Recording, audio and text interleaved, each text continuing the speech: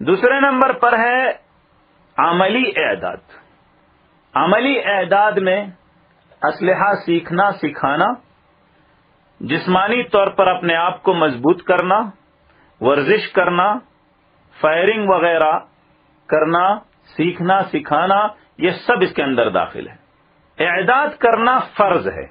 کافروں کے خلاف اپنے دین کے دفاع میں تیاری کرنا فرض ہے۔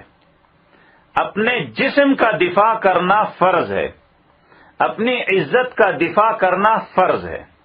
علماء کرام نے یہ مسئلہ لکھا ہے کہ اگر کافر کسی کو پکڑنا چاہیں اور وہ ان کے سامنے تسلیم ہو جائے، یہ ناجائز ہے، حرام ہے اور گناہ کبیرہ ہے۔ اس لیے کہ یہ کافر اور کافروں کے غلام جب انسان کو پکڑ لیتے ہیں تو اس کی اتنی زیادہ مار پٹائی کرتے ہیں اور تشدد کرتے ہیں کہ وہ ہو سکتا ہے کہ ایمان سے بھی نکل جائے، نعوذ باللہ، ہو سکتا ہے کہ وہ کافر ہو جائے، مرتد ہو جائے۔ اتنا زیادہ قیدیوں پر تشدد کیا جاتا ہے کہ وہ اپنے ایمان سے بھی نعوذ باللہ توبہ کر لیتا ہے۔ اس لیے اپنے دین کے دفاع کے لیے، اپنے جسم کے دفاع کے لیے، اپنے نظریات اور ناموس کے دفاع کے لیے اعداد کرنا فرض ہے۔ اس سلسلے میں کسی کا کوئی اختلاف نہیں ہے، بلکہ اعداد نہ کرنے والوں کو اللہ جل جلالہ نے منافق قرار دیا ہے۔ وَلَوْ أَرَادُوا الْخُرُوجَ لَأَعَدُّوا لَهُ عُدَّةً، اگر یہ منافقین جہاد میں نکلنے کے سلسلے میں مخلص ہوتے، سچے ہوتے تو یہ تیاری کرتے۔ یعنی جہاد کی تیاری نہ کرنا یہ منافقین کی علامت ہے۔ اللہ حفاظت فرمائے۔ اور جناب نبی کریم صلی اللہ علیہ وسلم نے یہ فرمایا ہے، من تعلم الرمی ثم نسی او قال ترک فلیس منا، او کما قال علیہ الصلاۃ والسلام، جس شخص نے تیر اندازی سیکھی پھر بھول گیا یا چھوڑ دیا وہ ہم میں سے نہیں۔ تیاری کرنے کے بعد، معسکروں میں وقت گزارنے کے بعد جو شخص جہاد کے کام کو چھوڑ دیتا ہے یا بھول جاتا ہے، اس کے لیے سخت وعید ہے۔ جناب نبی کریم صلی اللہ علیہ وسلم فرما رہے ہیں کہ اس کا مجھ سے کوئی تعلق نہیں ہے۔ تو جہاد کے لیے تیاری کرنا یہ اتنی ضروری اور اتنی لازمی چیز ہے کہ اس کے سلسلے میں کسی عالم کا اختلاف نہیں ہے۔ تمام علماء کرام کا اس بات پر اتفاق ہے کہ جہاد کے لیے تیاری کرنا، کافروں کے خلاف تیاری کرنا، دین اسلام کے دفاع کے لیے تیاری کرنا، علمی اور عملی اعتبار سے تیاری کرنا یہ فرض ہے۔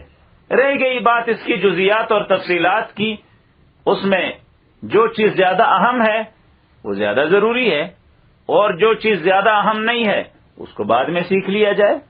مثال کے طور پر اس زمانے میں کلاشنکوف یا امریکی اسلحوں وغیرہ کا رواج ہے، دور ہے یہ، تو وہ سیکھنا زیادہ ضروری ہے۔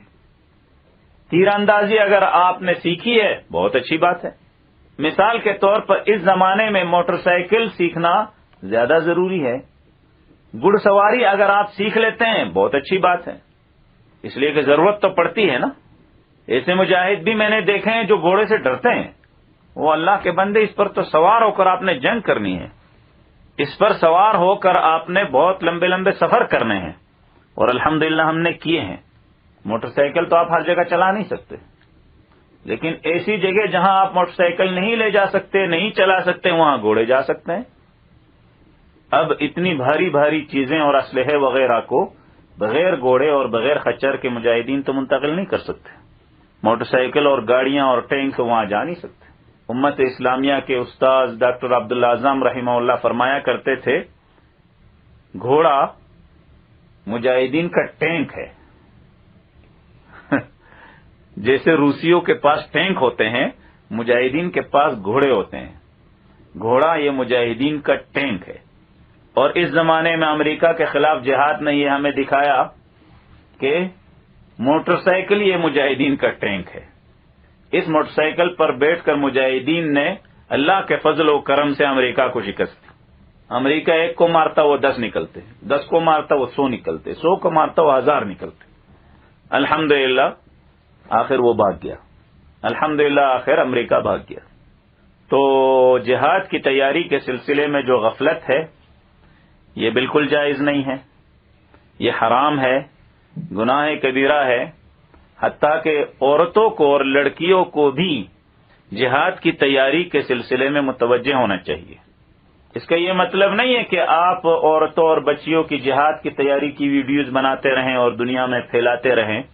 ہاں، اگر اس سے ترغیب ہوتی ہے مسلمانوں کو پھر تو ٹھیک ہے، نہیں تو اس کی ضرورت نہیں ہے کہ آپ اس کی ویڈیوز بنائیں۔ لیکن مجاہدین کے ساتھ جو عورتیں ہیں، کم از کم ان کو تو اپنے دفاع کے لیے، اپنی عزت اور ناموس کے تحفظ کے لیے تیاری کرنی چاہیے۔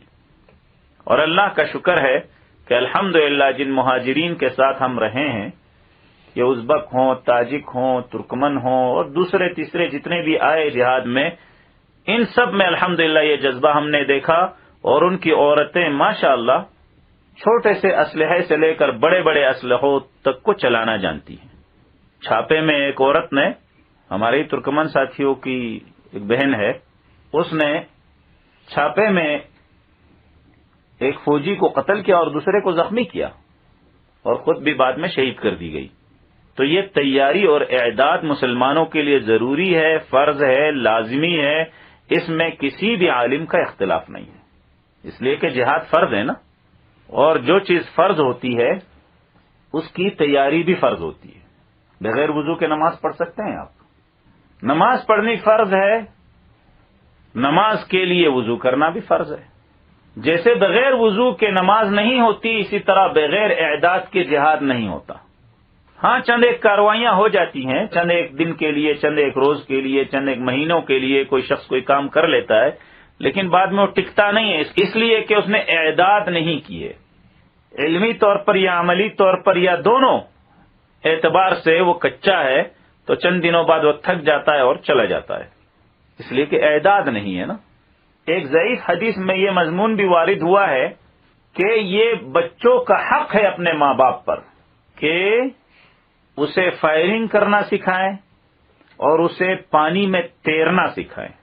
تیر اندازی کہہ لیں یا فائرنگ کہہ لیں، ہر زمانے کے اعتبار سے جو بھی کام ہو، جہاد کی تیاری کروانا یہ ماں باپ پر لازم ہے، اور پانی میں تیرنا سکھانا یہ بھی ماں باپ پر لازم ہے۔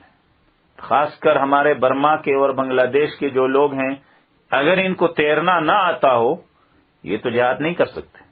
جیسے یہاں سڑکیں ہوتی ہیں وہاں دریا ہوتے ہیں، اور بغیر سڑک کے آپ گاڑی چلا سکتے ہیں، اور دریا سے جب تک آپ گزریں گے نہیں آپ آگے جا نہیں سکتے، اور دریا سے گزرنے کے لیے تیرنا آنا ضروری ہے۔ ہمارا دین ایک زندہ دین ہے، ہمارا دین ایک مضبوط دین ہے، ہر اعتبار سے ہمارا دین یہ چاہتا ہے کہ انسان مضبوط ہو، مسلمان پختہ ہو، ڈھیلا ڈالا نہ ہو۔ جہاد کے لیے تیاری کرنا یہ ضروری ہے، فرض ہے، اس سلسلے میں کسی بھی عالم کا اختلاف نہیں ہے۔ اب قرآن کریم کی آیت کی طرف توجہ فرمائیں، وَأَعِدُّوا لَهُم مَّا اسْتَطَعْتُم مِّن قُوَّةٍ۔ اللہ تعالیٰ یہ فرماتا ہے کہ ان کے خلاف تیاری کرو طاقت کی جتنی ہو سکے۔ قوت کے لفظ میں یہ تمام باتیں آ جاتی ہیں جو ہم نے ابھی بیان کی، علمی قوت ہو، عملی قوت ہو، یہ سب اس کے اندر شامل ہے۔ عمومی ایک لفظ اللہ تعالیٰ نے بیان کر دیا ہے کہ اپنی طاقت تیار رکھو ان کے خلاف، اور طاقت علمی بھی ہوتی ہے، عملی بھی ہوتی ہے۔ ایک بہت بڑا کافر آ کر اگر یہ کہے کہ میں آپ کے اللہ کو نہیں مانتا، نعوذ باللہ، تو آپ نے جو ہے تمام بڑے بڑے موٹے موٹے پہلوانوں کو آگے کر دیا کہ مارو اس کی ناک توڑ دو۔ اس سے کیا ہوگا؟ اس سے تو آپ ناکام ہو جائیں گے نا، کہ آپ اس کی بات کا جواب نہیں دے سکیں۔ تو اس وقت آپ کو ضرورت کس چیز کی ہے؟ پہلوانوں کی ہے یا کسی مولوی کی ہے؟ کسی ایسے مولوی کی آپ کو ضرورت ہے جو اسے سمجھا سکے کہ اللہ موجود ہے یا نہیں ہے۔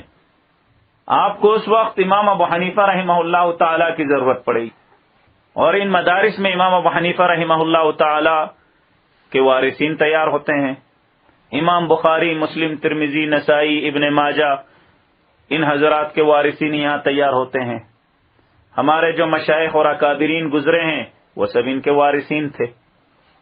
انہوں نے ایک ہی وقت میں کافروں کے خلاف جنگ کے میدان میں بھی مقابلہ کیا اور علم کے میدان میں بھی مقابلہ کیا.